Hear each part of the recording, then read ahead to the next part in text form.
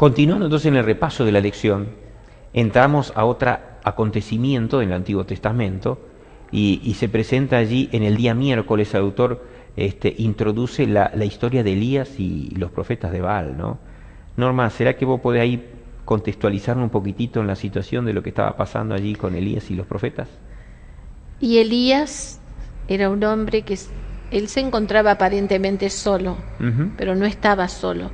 Pero había hombres muy malvados, tales como la reina Jezabel y Acab, y tenía sus profetas. ¿Y cuántos profetas? 150 cuando Elías los citó, porque el pueblo mismo se había apartado tanto de Dios. No, había hecho tantas concesiones como estuvimos estudiando. Y había muchos altares a donde adorar. Claro. Había Entonces, una Babilonia de altares. Él desafió al pueblo, Dios lo inspiró, Dios lo guió en el Monte Carmelo, y tenían que entonces levantar 2 holocaustos, los profetas de Baal y Elías. Elías se encontraba aparentemente solo, pero había gente que no había doblado sus rodillas. El hecho es que podríamos decir, el pueblo estaba tan confundido, no tenía la verdad, la palabra de Dios en sus manos, no leía, allí no escuchaba a los nombrados por Dios, y entonces estaba confundido, ¿no?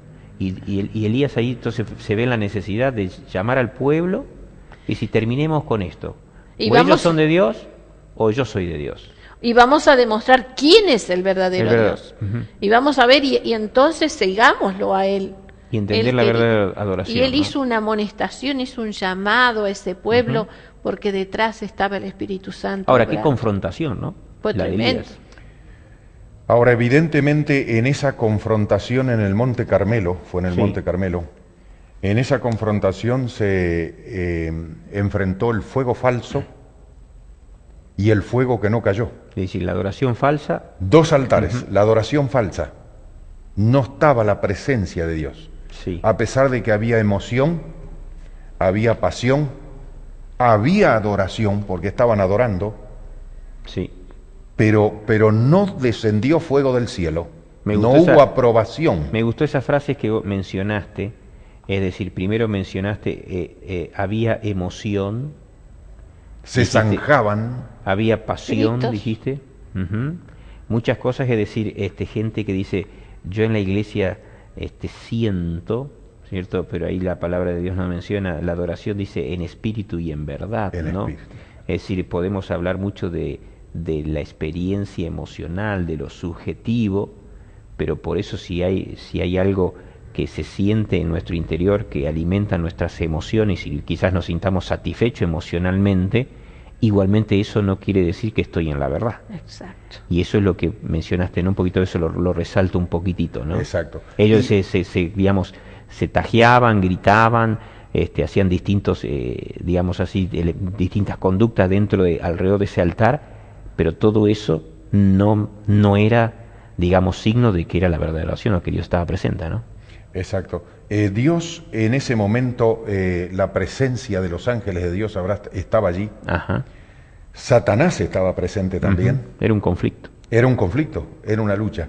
Estaban los hijos leales de Dios allí. Ajá. Estaba el pueblo confundido. Y estaban los instrumentos de Satanás que querían hacer algún milagro falso, pero no pudieron. Los profetas, que serían los falsos profetas. Los falsos profetas. Y allí Dios se manifestó. Echaron agua en el altar y descendió el fuego del cielo. Pero consumió el altar, consumió las piedras del altar y lamió el agua. Y entonces Elías había reunido a todo el pueblo y allí dijeron, Jehová es Dios. Pero a través de una oración sencilla.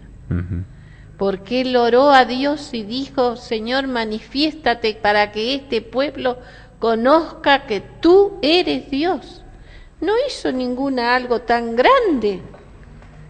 La sencillez, la comunión de Elías con el Señor. Dios se manifestó, el fuego sagrado. Ahora, evidentemente eso fue un mini conflicto. Fue el gran conflicto de los siglos de adoración a través de los tiempos, en que el mal se fue camuflando y operando de diferentes maneras y haciendo que el pueblo se perdiera en la adoración, que no sabían cuál era el verdadero Dios, porque sus líderes habían hecho una suplantación, habían apostatado, habían cambiado el centro de la adoración, que era la palabra revelada de Dios, los profetas de Dios y los hechos de Dios, en un lugar específico como en el templo. Y ya había abandonado, estaban lejos de Jerusalén, lejos del lugar donde estaba la presencia de Dios. Ahora me gustó mucho el llamado de Elías, el llamado a este pueblo.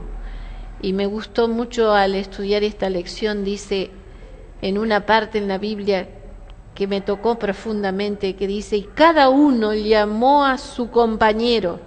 O sea, yo como cristiana, si pretendo ser cristiana, mi ejemplo tiene que ser tal que debo ayudar a que otros conozcan la verdadera adoración y al verdadero Dios. Y comienza primeramente por mi ejemplo, en mi casa, en mi vecindario. Quiere decir que la verdadera oración es compartida, es invitar a otros a participar. Me gusta el autor, dice allí, si usted ve en el segundo párrafo, después de las letritas en negrita, de los renglones en blanco, dice, hoy también algunos cultos de adoración nos recuerdan algo así, mucha emoción, mucha excitación, mucho ruido. Dice, aunque no debemos tener justamente esas ceremonias, es decir, esa adoración, sí, un show. Y agrega por el otro lado, aunque no debemos ir a esas ceremonias tipo funeral, dice, algunos piensan que cuanto más ruido hacen y más fuerte sea la música y más excitación emocional genere, mejor es el servicio de oración. No obstante, la adoración no es eso. Y me quedo con una partecita que vos mencionaste allí, justamente que la verdadera adoración va acompañada de una conducta santa, de la santidad. No es decir, es algo implícito en la adoración. Yo no puedo presentarme ante Dios justamente manchado. Debo buscar el perdón y debo buscar que si Dios me perdona, debo poner mi vida, ¿cierto?, en comunión a esos principios que venimos mencionando. Entonces, qué lindo es comprender esto para que de repente entonces la adoración no que es una creatividad. Es decir, yo creo una adoración como a mí me parece.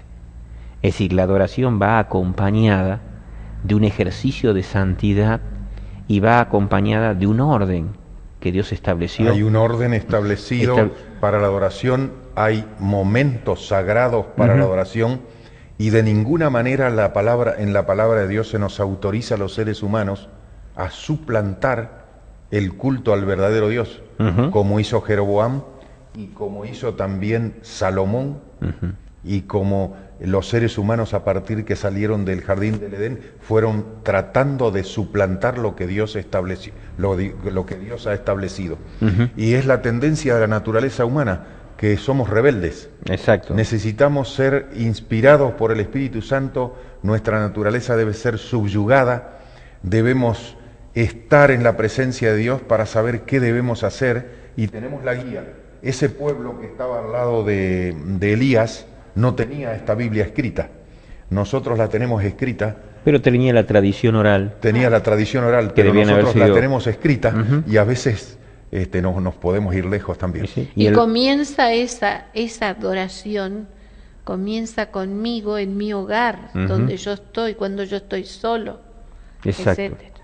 Qué lindo entonces que podamos entender, ¿no?, esta partecita sobre cuando hay mucha emoción, mucha excitación, mucho ruido. Prestemos ojo que verdaderamente eso no es un concepto de que estamos correctamente adorando a nuestro Dios, y pensar que la adoración va implícitamente acompañada de la santidad, del carácter de Dios, de lo que Dios espera de ti y de mí, de lo que nosotros, cómo debemos reflejar al verdadero Dios.